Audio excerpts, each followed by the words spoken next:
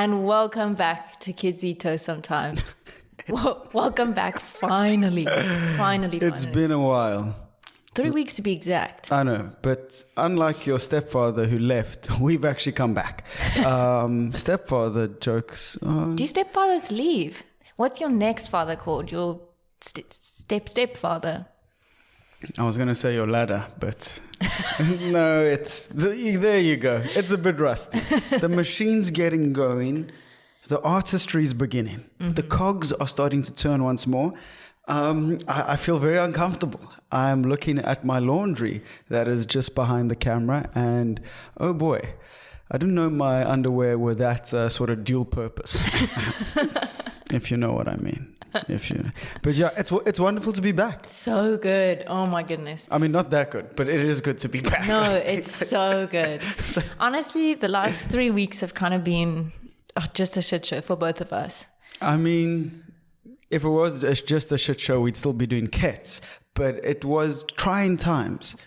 Struck down by illness, work, and your general life barriers. Mm. So in the first week, Sam got sick. I was sick. Then he had a hockey tournament for a week. And then this week we were like, oh my goodness, we finally get back to KETS. I wake up with spots all over my face, think that I've got monkeypox, but it turns out to be hand, foot and mouth disease. I hope that the cameras are drowning out the remnant spots on my face. But oh yeah, because that's what cameras do. The lights. No, it's too terrible for you. But it's just been really weird, yeah. The one day Chloe sent me a photo of herself and it was repulsive. Truly, it was. I said mutant and proud because she looked like something out of X-Men, and that did not go down well for anyone. No, you see, I never struggled with acne, and so it was my first experience. My dad was like, "You're going through acne, a whole, teenagehood of acne in 1 week," and I was like, but it's still really bad. And it was my first actual experience of feeling quite self-conscious with these really big pussy spots all over my face. Guys, yeah, it was bad. Actually, we can be thankful that we didn't do a video podcast. I know. And if you are sitting at home listening, watching, and you are going through acne, I mean, it does get better. Your life might not get better. Who knows how many friends you lost in this experience. No, I feel like this is my thing. Some people are very rude to fat people, and you're like, hey, why are you so rude to fat people? And they're like, I used to be fat. And everyone goes, okay. Still not. We'll allow it. Yeah. That's me and acne. Oh yes. I was acne riddled. I remember I looked like a pirate who had been lost at sea and had scurvy, but also acne and this weird beard. That was me in grade 10 and 11. Shaving must have been a nightmare. I didn't. One of the teachers was like, you have to go shave. And I went to the secretary to get a blade or whatever to kill myself. And she was like, no, you don't have to shave, obviously. I was like, yeah, it's impossible. Yeah, what are you going to, then your face is just going to be all cut up. Exactly. so I can look good for first period. What's going on here? But if you are seriously going through acne, it is going to get better. And if you're going through hand, foot and mouth disease, it'll get better too. Coming from a survivor. Hello, my fellow hand, foot and mouth survivors. It just sounds really embarrassing to get. You know what I mean? It's almost STD level-y. Yeah, I was almost monkeypox would probably sound cooler. And this just sounds pretty gross. No, but if it was monkeypox, you're getting dragged to the lab. Guys, I have to tell you. So when I didn't know what was going on, Sam was like, you got chicken pox. My parents were like, might be monkeypox. And I went to the doctor and I was so scared to go because I thought maybe they're going to call the people from the hospital in hazmat suits and they're going to take me away. The FBI, yes, yeah. But no, it's all good. Speaking of the FBI, that was that was the first, attempt, or not attempt, when I first knew, I loved jokes. When I saw a t-shirt, I might have been 10 years old, FBI, female body inspector. I giggled. I walked past the perverts and we never saw each other again. Imagine being now like a 25-year-old walking around in a shirt that says FBI, female body inspector. That's got 2010 all over it. 2010 all over it, and number of female actual like body inspections? Zero. Imagine that was a shirt that gynecologists wore. Jesus Christ. I mean, it is true. You've gone there, so I'll have to bite. Male gynecologists. Ugh. No, I disagree with you. There's such a stigma against male gynecologists, but I mean, why? You know what? I don't have science. I don't have data. I don't have facts. I just have my feelings, and it just feels weird. That's all I'll say. Okay, I mean, to each their own. I mean, I don't think that it is weird. Do you have a male gynecologist? No. Exactly. Yeah, I kind of get what you're saying. What do men have? Who sticks their finger up your bum? Isn't it like a proctologist? No, it's called your uncle, and he's drunk. Hey-o. Well, no, something like that. Yeah, I think a proctologist is to do, but it can be for a man or a woman. It's one of them, yeah. But I mean, also on the topic, maybe just go and get your balls checked out. Fondled a bit. I've actually seen a lot of people who've recently gotten testicular cancer. So give yourself a little bit of Chloë. a feel around. If you've got boobs, feel your boobs. What are we feeling for? I mean, lumps. Oh no. Oh. Don't touch your balls now. Arousing myself as we speak. That was always what I thought. I'd prefer a man to fondle my balls than a woman, because hey, don't now go out and kill me or anything, but imagine on the off chance you got aroused. That I would actually be so scared to be a guy, because I mean, especially when you're younger, it can just happen at any given moment. No one talks about how hard it is to have erections 24/7. No, for reals, it's mortifying. I mean, when you least expect it. You get really excited, like, I don't know, let's say, Let's say one more time. How about maybe it's a school play, you're really excited to go on stage, you've got some leotard pants on, and all of a sudden, yeah. Wow. That would be mortifying. Except if you're playing like a tree and then it got wood. 0 out of 10. No, sorry guys. I'll work on it. I'm a bit rusty, like I said. Yeah. But no, I mean, wow. What a return to KETS. Let's just speak about erections for 10 minutes and male gynecologists. Well, welcome back to the show. It has been on brand. But of course, we got to get into the news. Or, the news about the news. Because if we're being honest, it's not really the news. It's like hand-selected articles which we think are fairly funny, and... are those your underpants that are now on the laundry over there? Maybe. Skid marks, spoiler alert. No, that's not true. Yeah, no, that is not true. But speaking of a shitty time. Okay. Load shedding. Eskom load shedding. It's just the worst. It's been unplayable. Did you get any of that, like the 4-hour outage? Yeah. I was experiencing prime load shedding in a hostel with 16 boys. Mm-hmm. It was terrifying.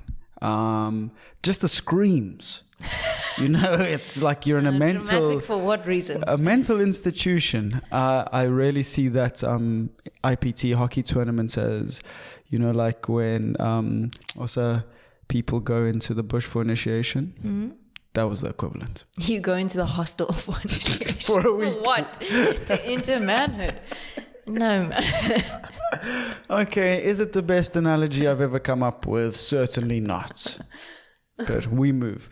But the thing that really pisses me off about Eskom, I mean, apart from just everything about it, is that, like, the theories that come up around Eskom and, like, how to save it. So, AKA, famous South African rapper, has pleaded with Elon Musk. I mean, does it get more desperate than that? No, but I think we're at that point. No, I don't think. But let me read you his tweet. So, AKA tweets, "Excuse me, sir." How can you call someone sir and then tag them? At Elon Musk, "I cannot for the life of me understand why the government hasn't approached you to come help us with this electricity crisis. But is there any chance you could perhaps do us a solid, with you being born here and all?" Good heavens. That's a bad tweet. That's objectively It bad. is. It's literally like a plea to Elon. And he actually has a platform to possibly reach him, and it's just a terrible tweet. Bad tweet. You being born here and all. I mean, Elon was bullied here. He ain't helping anymore.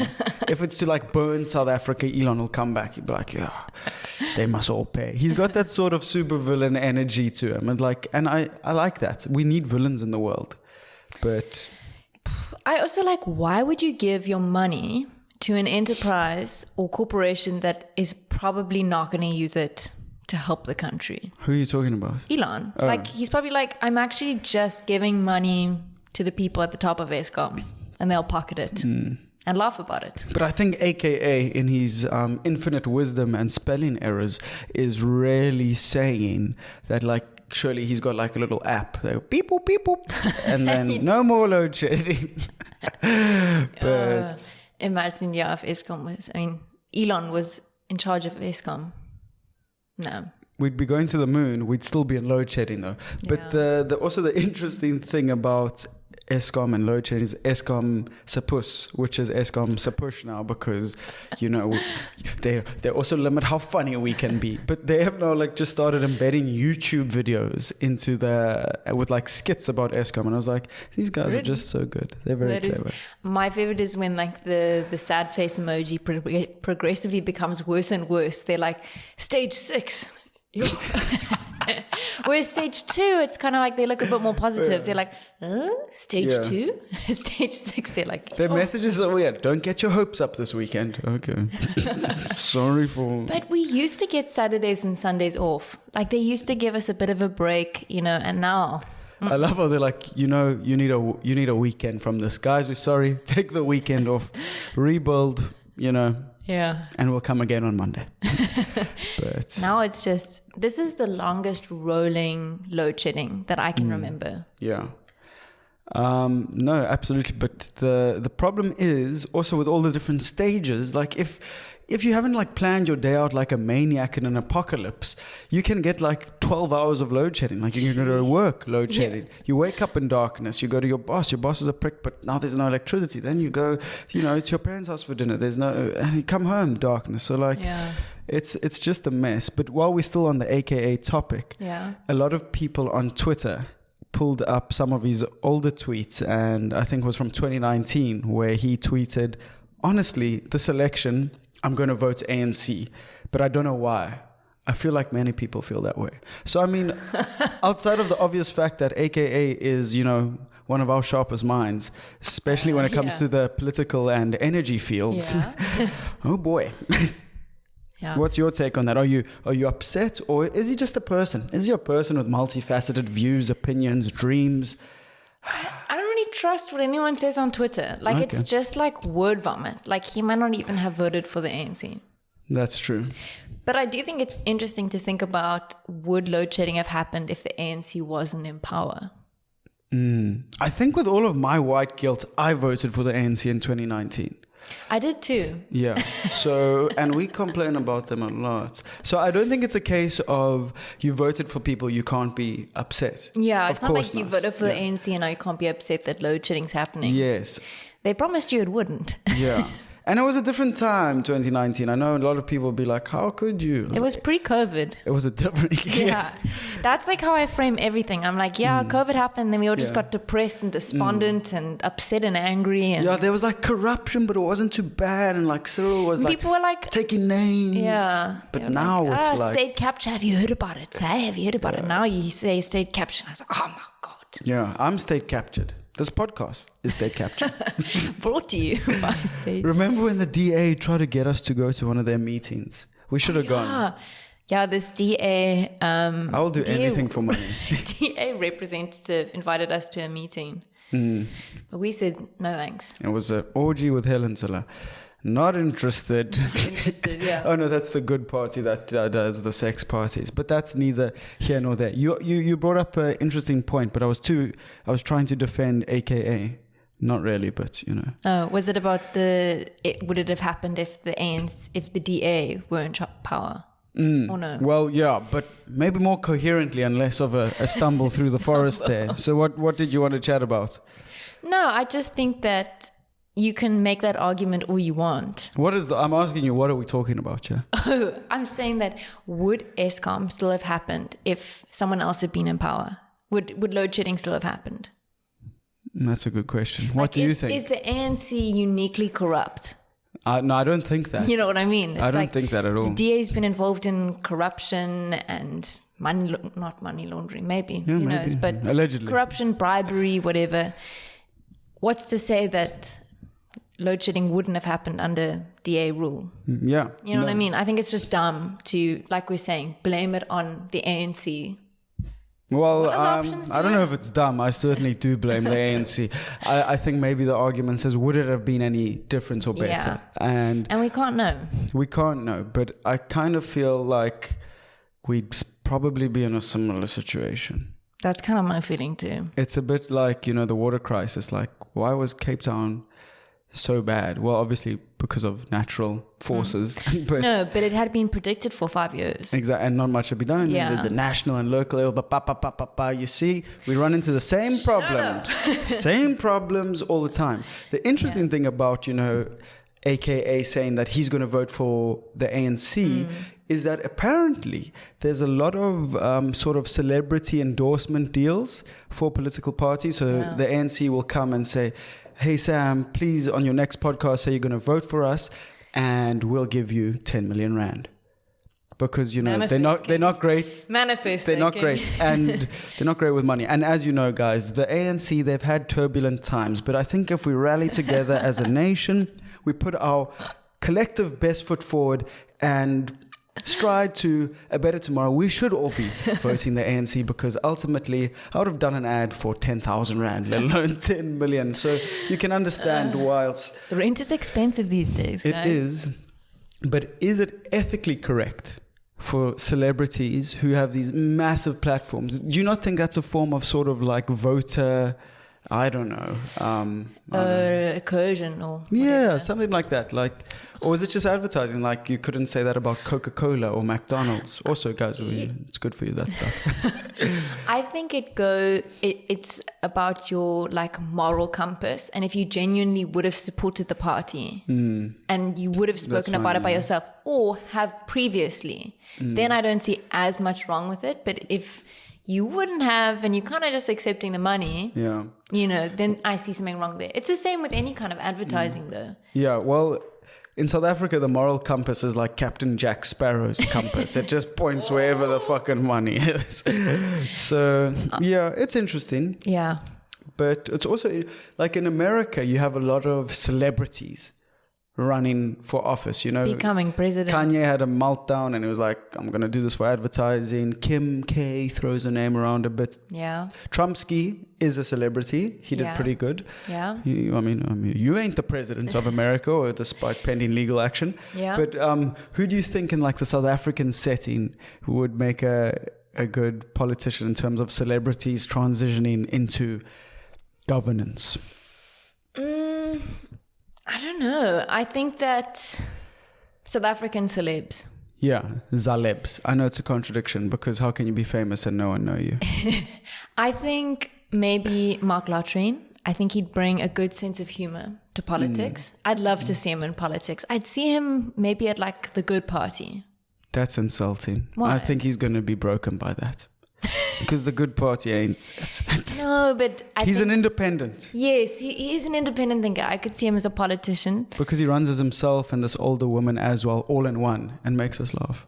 He is the whole party. Exactly. Yes. I like that. Yes. Okay. We can call it the lottery. Because take a chance and vote for us, Mark Lottery. Should he hire us?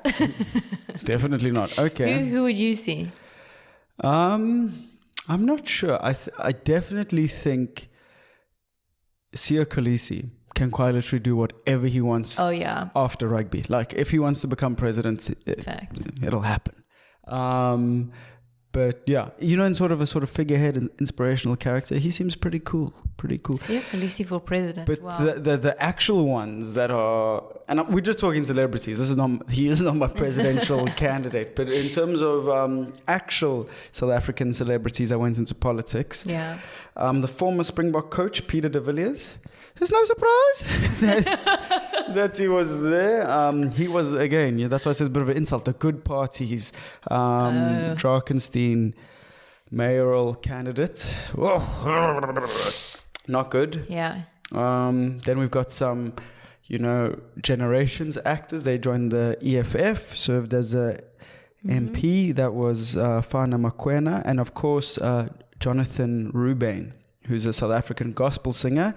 And he joined the PA party. I think that's the patriotic. Oh, okay.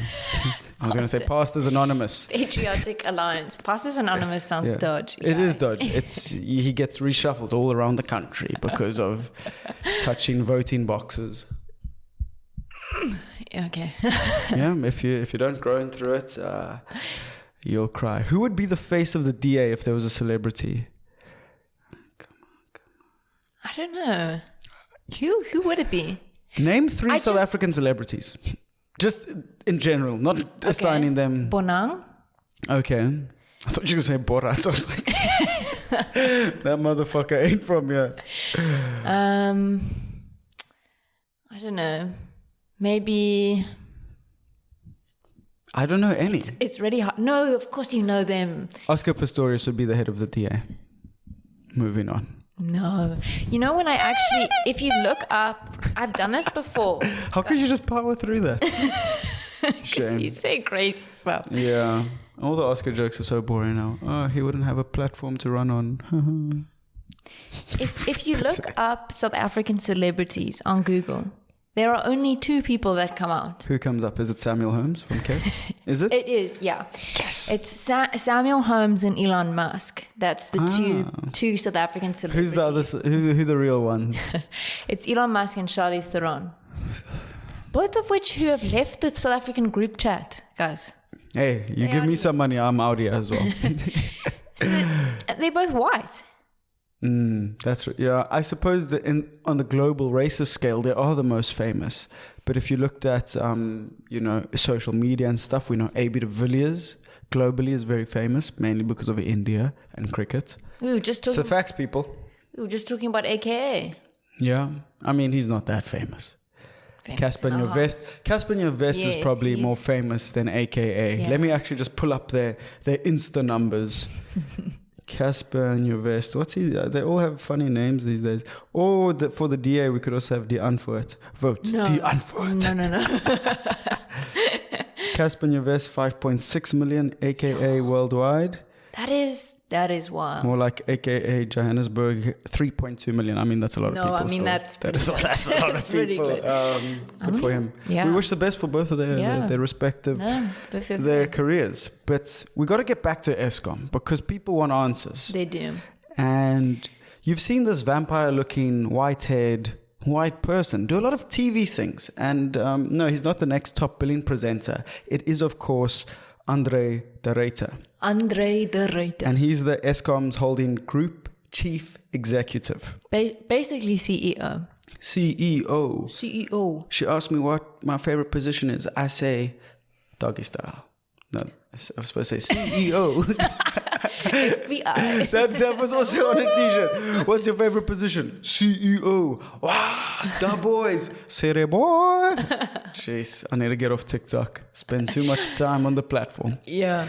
It's polluted my mind. Do you know what the most disorientating thing is being next to someone who is listening to TikToks but you can't see them. And you actually realize how chaotic TikTok sounds. So it's like, true. Sit a boy. And it's like, I don't know, another TikTok sound. And that's like that's the modern day date. You like want to come over and just like lie next to each other and listen to TikToks or watch TikToks separately, but together. I'll show you my favorites. You can show me yours. It's always tough though when someone shows you a video. They're like, "This is the funniest video I've ever seen." You're like, "Oh God," because it's so narrowed into or zeroed personal into people's senses of humor and that sort of stuff. But back to Andre de Ruyter. So first of all, we got to examine this guy. Tell us a bit about who he is. Paint us a portrait. A BA from Pretoria.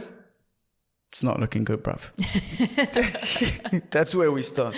Then he goes to a far more reputable institution, UNISA, for an LLB.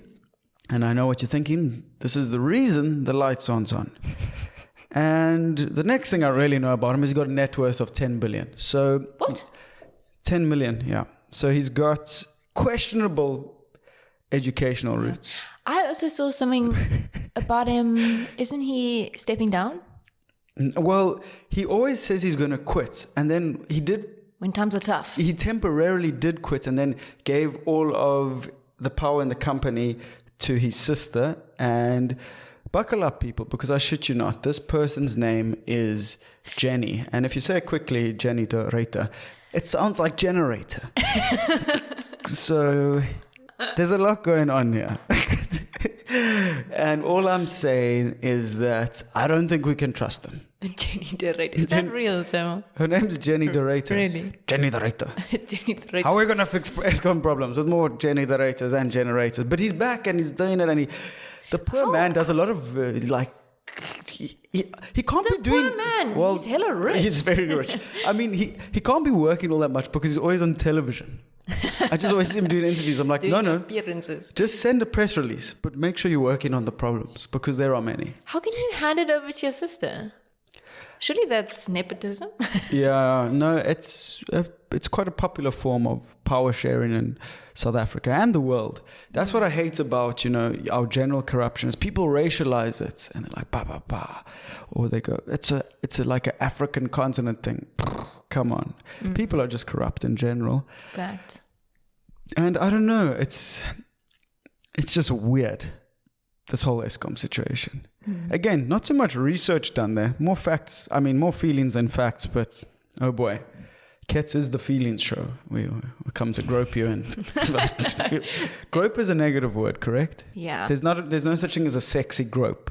Inspecting. Inspecting. Okay. I don't know. I've always thought as groping as a rope with a G. Yeah. The English language. How fickle. How fickle. But I've also seen, I've seen a lot of TikToks about Eskom, people trying to make light of the situation. Chloe, you can't lead with that. People don't take us seriously when your information comes from TikTok. No. It's the truth. A lot of my information does come from Just change it to articles. I saw an article. But I'm saying in the comment section. Of an article. In the comment section of articles, whenever you try to make light of the situation, people keep commenting about this flag that was meant to be erected with taxpayer money. This 22 million rand flag that was meant to be erected. And people were really angry about that. What's the 22 million rand flag like when it's flaccid? Okay. Got to get some of that on-show chemistry back because sometimes it's erect. Yeah. Or needs to be erected. Yeah. Yeah. Okay. Just power through it. Just power through that one. Okay. Just knock it down with that erect flag. Yeah. What? So people are complaining that there's money to be spent. Yes, why are we wasting it? Yeah. And that was meant to be with taxpayer money. So that's 22 million rand for what, really? It's this giant flag that they wanted to put up. And then I also saw and wave your flag, and then it comes back. That was a and then bar. it whoa, whoa. K9 or Canaan, what a dumb fucking name. Good times. But yeah, so what else? Where else? Because Chloe's she's like a bloodhound. She just gets her nose to the ground, nose to the articles, and she just sniffs out all these sort of miscellaneous tax evasions, bad spending, insider trading. She's your gal. So actually my mom sent this to me. Well, there you got to have contact. She was like, you've got to see this KZN tourism scandal. I was like, what? What's going on? So they wanted to erect a 450 million rand, get this, Ferris wheel that they wanted to erect. This is following the unrest in Durban, floods, just general, I also hate madness. that people call it unrest. No, hundreds of people were killed. It was like a massacre. It wasn't like you had a bit of a sleepless night, you toss and turned. It was like a massacre of human beings. Yeah, the civil unrests. Oh, that wasn't me being angry with you. It was me just being angry with the world. Well, yes, Sam said it perfectly. So, but this wouldn't be with taxpayer money, but still, I mean, if a corporation has 450 million rand, why is that not going towards Eskom? I don't know. This just screams money laundering. But I mean, although really? Come on, what's a 500 million rand Ferris wheel gonna do in Durban except just roll away? It's like, I'm in Durban, I gotta leave. Get me out of here. Durban's the worst. Do you know what they want to call it though? What? The Durban Eye. I mean, originality down the drain. What base of the London Eye? Yeah. London for no, come on, people. So bad. Like, do something more original. With your life. Well, with your money. Like 500 million rand. Just give me one of them million. I'll do fun things with it. I don't know. Durban, but also, if I were to rank like the big cities in South Africa. Yeah. It's easy. Yeah. Really, it is easy. Cape Town comes in number 1. Numero uno. By far. And yes, we get it's got its problems, for sure. Number 2, Johannesburg. And let's be honest, it's very close. It's on the heels of Cape Town. But Table Mountain and the beach are the heels that kick Joburg in the fucking teeth. That's just the truth. I also don't have to zigzag when I'm at a Red Robot to avoid being hijacked. So don't come for me. In at 3, P-Easy. Number 3. Controversial. I think you have nostalgia attached to PE is quaint. The people there are fairly friendly. It's also got you can escape to the sea, right? In at 4, Bloemfontein. You're gonna do that to Durban. In at 4 is Bloemfontein. Can I find too many good things about Bloemfontein? Absolutely not. It's very cold there. And in at 5, Durban. Durban is by far the weirdest place I've ever been to. Pretoria doesn't even feature.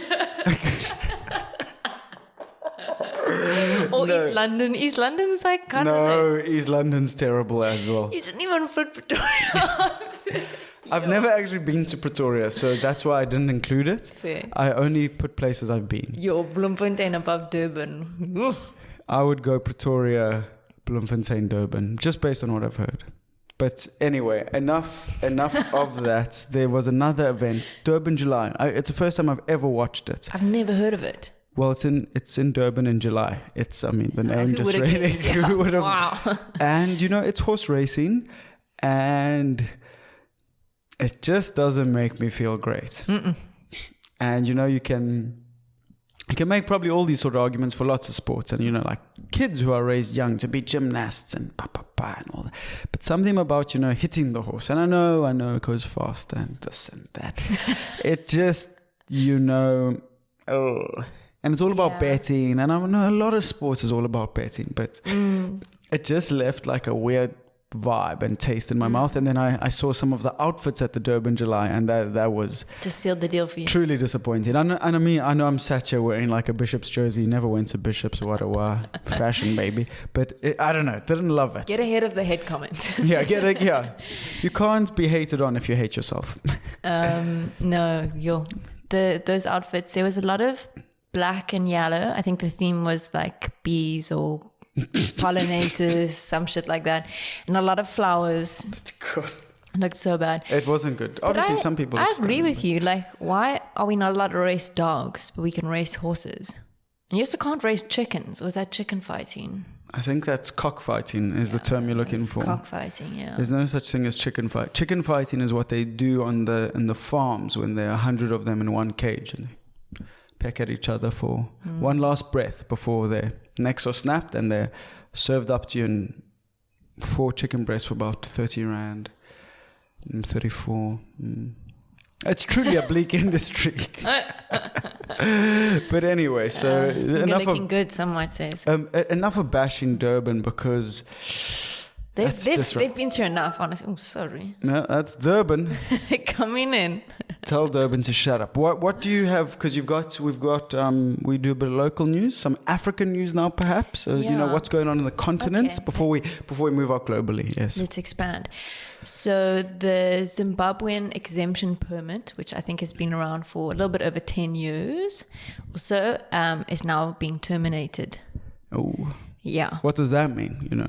So I think that there's about 178,000 foreign Zimbabwean nationals studying, working, living here. And basically they're going to be given, well, I think they already have been given a 12-month grace period or whatever that means. Grace Mugabe. Prominent in Zimbabwe as well. To get out. Fucking hell. And I think, you know, people have said that this is sort of a political move from the ANC, you know, about, what do they call it, like populist control or, you know. That sounds like a Nazi term. I mean, just saying what I feel. It does, hey. But in terms of like there being a very big population and the xenophobic feelings towards Zimbabwean nationals and jobs, and it's just so terrible. This is such a tough topic because... the EFF, for all their flaws and, you know, marketing schemes and protests and whatever, have this very sound sort of Pan-African sentiments where, you know, Africa for all, you know, and you know, African Union passports and that sort of stuff, where you know it is just like open borders, etc. But this is completely out of touch with their sort of voting demographic, who have openly criticized the EFF for this, and, you know, have more of a xenophobic sentiment because when you do live in poverty in South Africa, you're not concerned about other people coming into the country to have a fair shot. You're concerned with feeding your family and having a job and what. So it's understandable on multiple levels, but you also go from a completely different perspective that, you know, all countries in the world have borders for specific reasons. And, you know, without like trying to sound like Trump or anyone, it's like you surely do have to have some elements of border control. Now, is this 12-month grace period fair? Is there something that needs to be better worked out so that there can be a transition? Or how fair is the process to apply to stay in South Africa if you do have a family, job, you're studying, whatever it is? In short, I think what my sort of convoluted point is that it's impossible. Because it's cruel to the Zimbabwean people. It's cruel to South Africans who are staying here looking for jobs. It's just a fuck up. It also, I think that it's come under scrutiny. The Helen Suzman Foundation is like legally opposing this, but that it seems quite impulsive.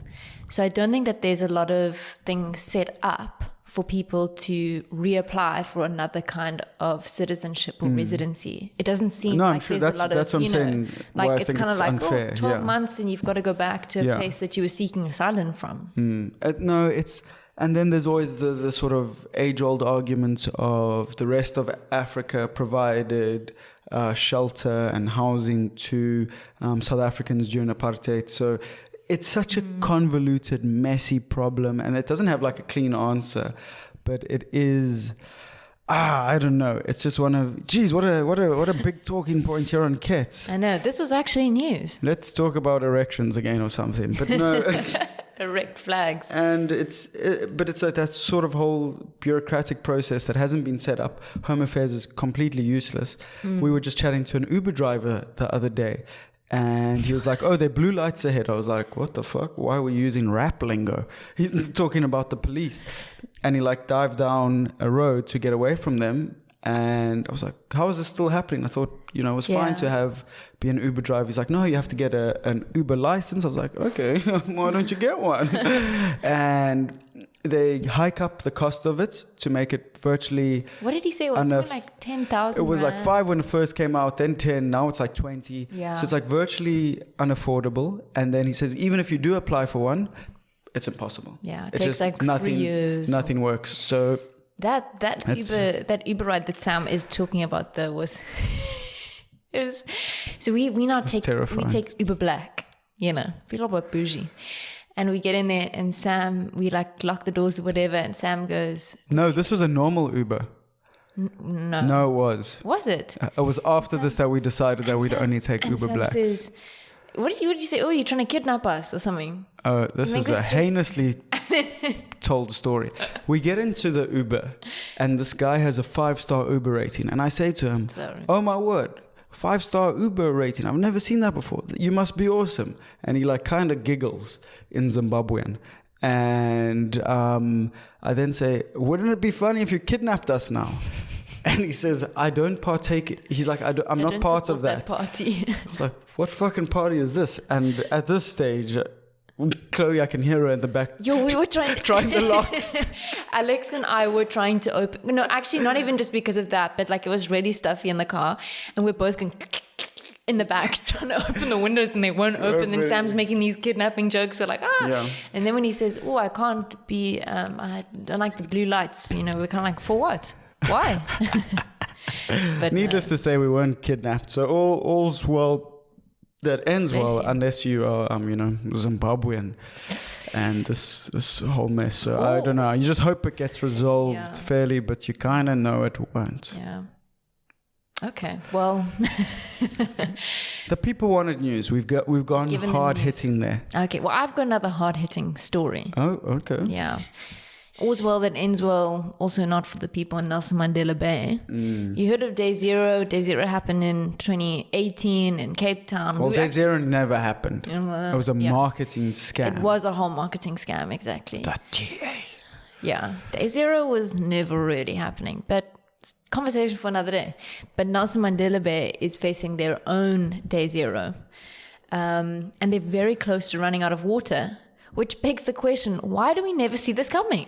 Why is it always a surprise? You're like, I think we do. Day Zero, it's like upon us. And you're like, you knew this was happening for like after your 3-year drought. But I think that's just South Africa. Like, if we had tsunamis and earthquakes, we'd be fucked. Because they'd be like, there's a tsunami coming, it's going to hit in 3 months. And they'd all be in a meeting and be like, but what if it doesn't? They'll be like, we'll bet the house on it not happening. And this kind of seems how everything goes. So they're going into Day Zero. Is this, are they doing name and shaming? That house uses so many liters of water. Well, I don't know. I think because it is quite a poor area. So a lot of areas were already not without completely running water anyway, which makes the whole situation so much worse because a lot of taps have dried out. And there's only, I think, 48 collection points or taps. To put it into perspective, when we had our Day Zero, we had 200 collection points. I mean, to be fair, a lot more residents in Cape Town, but still, you think of 48 taps for a whole community. But doesn't Nelson Mandela Bay, I think that's PE? Yeah. No, I don't think it's I think it's a whole thing. Yeah. So Zilla's on Twitter, and don't worry, it's nothing racist. So she goes, oversights at a water collection point being constructed in Nelson Mandela Bay. I cannot figure out how they plan to manage the logistics of thousands of people using 48 taps in the suburb. The queues will be extremely long and traffic a nightmare. I support colonialism. #Zilla. No, she didn't tweet the last part, but we kind of know she was ready. She was ready. But yeah, this is also like, well, that wouldn't happen in a DA run community. You're like, well, it did. Yeah. It actually did. Exactly, Zildog. So take that. But let's lighten it up because people have been asking. They send me messages constantly. We got to talk about the Springboks. So I decided after we lost to Wales in a historic defeat to do a player review. Okay. And not too long or anything like that. Player ratings, 1 to 15. We're not going to do the reserves. Just don't ask me why. I don't think I have the energy. It's because they don't matter. No, they do. Specifically the way South Africa play, because they literally play half the game. But I've just gone 1 through 15. Okay. So player ratings against Wales in the second test. Warwick Gelant, 5. Gelant thought he was playing touch rugby with his friends on Clifton. So this is a test match, Warwick. But I think it was really disappointing because he does have immense talent and the recent form. So 5. Curtly Orense, 8. Cheslin Colby 2.0 on debut. I thought he was awesome. He was awesome. Jesse Creel, 5. Jesse Creel, a.k.a. Jesse Peel, had his usual sorts of game for the box, super unmemorable, and there's just no way he keeps Lucanio out of the test side for the third fixture. Andre Esterhazen, 5, he's a giant. That's what he is, but not much to write home about. Probably also just highlights how good Damien de Allende is. And that's not a great review when the review is about how good the person you played for. Then we've got Fassi. Brenda would be proud. I'm going to give him 6. Okay. Not much opportunity, but nice to see. He's quite versatile. He's really fast, great feet, and he's got a big left boot. So I like Fassi. Andre Pollard, 5. Yeah, And that was even I know that was a bad game. uncharacteristically erratic performance. He looked like he was doing his best Alton Yankees impersonation at times. It wasn't great, but yeah, obviously he's a world beater, so he will be back. Jaden Hendrickse, 6, future box star, 100%. But he was unfortunately about as inconsistent as Faf, minus the moments of magic and the flowing blonde hair. Evan Roos, 7. I love Evan Roos. I think he's just amazing. Everything about him, I love. You should see the way the Springbok jersey attempts to hold on to his mountainous biceps. Unfortunately, we didn't see more of him because of the bomb squad that come on. Peter Steph du Toit, 7. And just because he's back and he played 80 minutes and it's so wonderful to see him. Such an injury-riddled career. Was fantastic to see him back. Can't wait for him to get back to his best. Would you also give him a 7? Is that the guy who looks like Mr. Incredible? No, that's not. But moving on. Okay. Marcel Coetzee, 6. Always solid, but fairly anonymous this week. Marvin Ori, also 6. Nothing overly good or bad about Marvin's performance. Eben Etzebeth, 8. Back to his menacing self. I mean, his nightclub bouncer jeans came in good, as he was just terrifying. And imagine that beast after a liter of brandy. I thought, A liter of brandy? Yeah, you know he needs at least a liter to get going. Trevor Inyakane, 6. He lost out to the refereeing lottery. That is the scrum. But we still probably need more at this stage of his career, at least. And thankfully, no one shouted beast when he got the ball. Yeah, oh well. Joseph Dweber, 6. Costly line-out mistakes. It hurt us, but it had great physical presence, which was big. And one of the highlights of the game is when he did like a rhino impersonation and nearly killed Dan Bigger. That him? The only downside was that it was Bigger and not Owen Farrell. But 32-12. Anyway, and then lastly, Thomas du Toit, 7. A fairly impressive outing, and looks like the young prop is maturing nicely. Wow. Those are my ratings. Wow. I mean, you didn't hold back. I can say that. Well, yeah, I know. I don't know. I try. It's quite hard when you actually rate these people because it's like you're rating a human being. Okay, no. I actually You've rated people on this podcast so many times. I try to make them fun, but No, it was a they're bit fun. depressing. Team rating 5. Sorry, Okay. like you can't lose. Oh, that was the worst game of rugby I've ever watched. Yeah. So the Springboks get a team rating of 5 because you just can't lose to Wales. It was so bad. While the nation is suffering from load shedding and high petrol prices. Unacceptable. We need this. Exactly. We need this Invictus Francois Pienaar moment. So, Yeah. and we had never lost to them before in South Africa. So, I mean, Just proof is in the pudding. Embarrassing on a whole new. But also, it just seems that they had reconfigured the team in a way that didn't really make sense. Yeah. Well, It was kind of like our B team. you live by the sword, you die by the sword. You're playing test rugby. So the team you've put out is the team you've put out. Yeah, you can say you've made 14 changes to the starting lineup, wada. You still lost to Wales. That's the reality. Fair enough. So that's how I feel about it. But again, it's just rugby. So calm down, everyone. Oh. Unsubscribe. And exhale. But yeah. Yeah. No, there's too much pressure on the Springboks to like constantly save the nation. It's like, you know, they're not Swedish house mafia. Who's gonna save the world? That didn't make sense. Tonight. It was a bop. Yeah. Speaking of the broken world, Chloe, I know Yeah, you've been waiting to chat about this. I have. I didn't think we talked about Roe v. Wade being I guess overturned. Yes. Yeah, we Yes. haven't spoken about it. Yeah, we haven't had KETS since then, but terrible news. A terrible verdict that has been made. that'll impact thousands of women. It is very saddening, very disappointing. You can say that again. And I don't think that it'll stop abortions from happening. No. They'll just be unsafe, potentially making women infertile. I remember when, not that I was. I remember my first abortion like it was yesterday. No, I remember chatting to my mom because abortions were only legalized in South Africa in 96. And she had a lot of girls in high school who got pregnant, who were forced to either travel out of South Africa to get an abortion or get one. I mean, it's a terrible name for them, but like backstreet abortions. That was the headline in one of these South African newspapers is like, why backstreet abortions are thriving. And I was like, guys, this is terrible timing. Do you guys read the other news? Why are they thriving? Yeah. It's really, really terrible. But that's the same person who's doing like Lost Lover, make your penis bigger. I'm not joking. That's on the same post, and that's where these things are happening. Yeah. So it's quite quite scary. Yeah.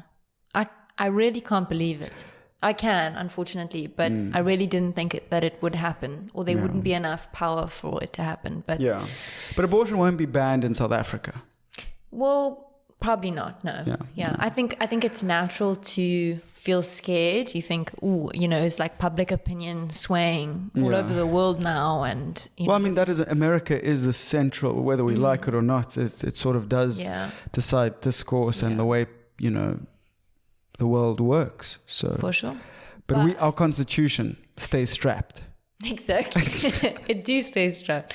Yeah, we would have to quite literally rewrite the constitution to make abortions illegal, which would mean that like 2/3 of parliament would have to vote in favor of rewriting the constitution and all other hurdles. And it couldn't be like in the States, it's per state, whereas we can't have something that changes per province. It would have to be the whole of South Africa. So we've got a lot of protections in place. There've been parties that have tried to get it, like the, let me read this, African Christian Democratic Party. 2 times. They tried to make abortions legal in 2007 and in 2017. I'm just going to say it. Why is it always the Christians? Just joking, guys. I knew you wanted that from me. I didn't. I'm pro-Christian and pro-abortion. Me too. I'm only joking. Pro-abortion. I'm only joking. No, but the thing, abortion is so complicated because, as Jordan Peterson said, you wouldn't wish it upon your family member to have an abortion. I think my Jordan Peterson impersonation just gotten worse. No, it actually was surprisingly good. But I mean, you can understand what he's saying in terms of it's a traumatic event. I don't think that because I mean, I think objectively it just is. It's a big decision to make, and that's the crux of the matter is that you should have the power to make said decision. No one is, pardoning because they get to have an abortion. Just keep going over there. So, keep going. It's a very traumatic experience. But for some people, like I've seen an article, not on TikTok. So an article, that the argument is that if you have your period, you are old enough to have a child. And there's people who got their period, or girls who got their period when they were 9. There's even instances of babies who've gotten their periods when they were 1. I mean, the child way. I wasn't going. It's because of period. Yeah. But I saw this very interesting argument, which I think would be, I don't know, it's interesting to talk about. There's this woman in Texas, and she was pulled over from being in the HOV lane because she was the only one in the car. I thought it was like a HIV lane. I was like, what? HIV lane. So it's a high occupancy vehicle lane. So you have to have one or more passengers to drive in the lane for like traffic and stuff like that. Of course. And she's pregnant, and so she says, well, I've got 2 passengers in the car because Texas law states now that a fetus is a person. Can't have it both ways, buckaroo. Can't have it both ways. So, I mean, power to her. Yeah. Of course. And in other American news, you know, like another bullied pasty kid shoots up a crowd of innocent people confusing real life for Call of Duty. God's bank details are up in our link in bio. Thoughts and prayers only, though. What's up with America? Too real. America, be what? Imagine being bunged to send your child to school. I know. You send them to get away from you for some me time. It's just, and then the thoughts of prayers thing kills me. It makes me want to just start swinging. Oh, we need thoughts and prayers. No, man. God. Golly. Sorry. I feel like we moved from being depressed about South Africa to being depressed about the world. You know, I don't even want to talk about that anymore. Let's go to overrated, underrated, and let's get out of this beautiful place. Ooh. Okay, Sammy, are you ready? Always. Are breakups overrated or underrated? Breakups are underrated if you do the breaking up. If you're broken up with, it sucks. Back that. Oh my God. Yep. Why you put this in here? School shootings, overrated or underrated? Underrated if you know the school shooter. I mean, like, he might spare you. No. Who put this in here? You. No, this wasn't me. This was our other This is show our writer. Our writer. No, obviously okay. School shootings Anyways. are overrated. I can't believe I'm even saying that. Come on. Come on, Chloë. Springboks, overrated or underrated? The team, not the animal. The Springboks are underrated. They saved South Africa. They had one trip and fall, and yeah, it sucked, but we'll be back. Boka! Boka! Overrated or underrated, aka Eskom plans? Overrated. I mean, his plan is basically like begging Elon Musk at a faulty traffic light for very complicated solutions. I don't like his vibe. It kind of freaks me out a bit. But if I met him in person, I'd definitely say I like his music. Come on the podcast. Well, that's all the time we have for now. We're swiftly running out of time. Are we? Oh, it's load shedding. So literally, the power is about to go off. Thank you for joining us. And we will see you next week. Enjoy the darkness. Lots of love. Bye.